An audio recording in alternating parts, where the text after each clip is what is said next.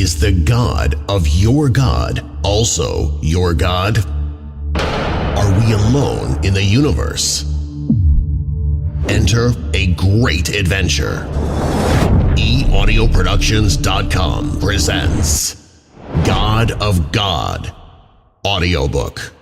Mark Kraver combines science fiction, religion, and modern-day life in a fun, fast-paced, full of adventure story of God telling his own story, taking us on a journey spanning through time and space.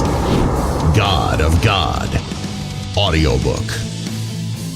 Available at your favorite audiobook store.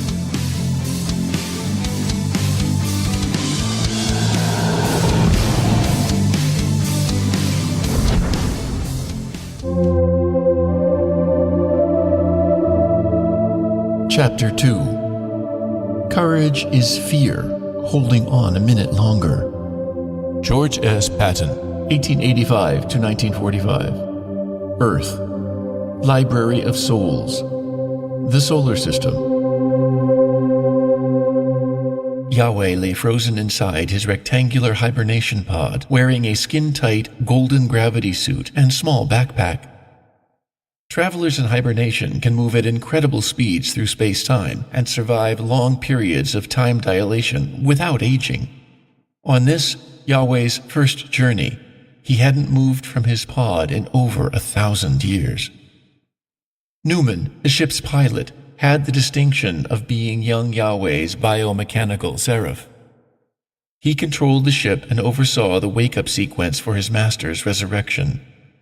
As they exited the dark matter halo, the signal alerted Newman to begin the process of bringing his master back into consciousness. Hibernation recovery was more mental than physical.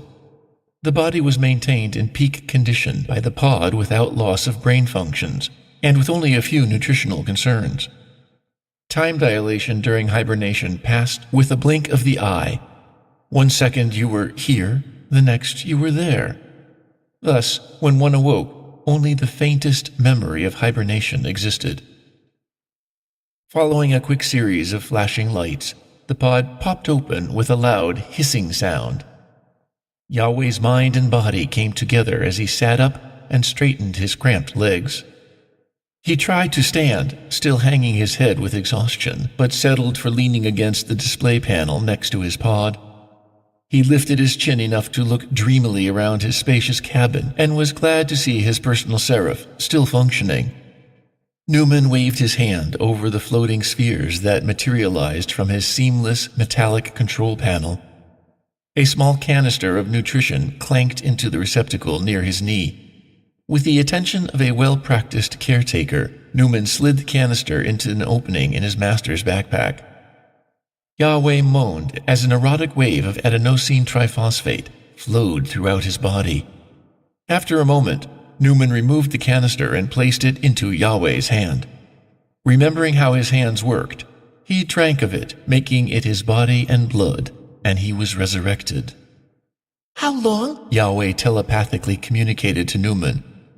The look Newman received from his master's face was filed away in his memory banks under the category dissatisfaction, and instantly correlated with the discomfort of being in a cramped hibernation pod for the first time. "You hibernated through space-time for 0.666 antons, or 1,332 years, Newman replied. Newman tilted his head and simulated a smile at Yahweh. He referenced from his vast quantum molecular database that mothers used this gesture to express compassion and affection, and he wanted to reassure his master everything was all right. Except for Newman's gold-colored skin and simulated facial features, a casual observer would not suspect him being a non-human. "Okay," Yahweh whispered. More than a millennium had passed in hibernation, and he knew it was inevitable, but the loss of his father, mother, and sister to old age while he traveled to this distant corner of the galaxy bothered him more than he had expected. He wanted to talk with them, right now, and tell them he had emerged from the halo safe, but that was impossible.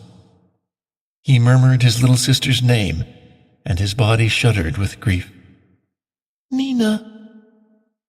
His surrogate family was human, and he was Elohim. The Elohim, the oldest known sentient beings in the universe, came to the galaxy as explorers and colonists, but more important, as creators. They had started as pilgrim refugees from a now extinct sector of the universe.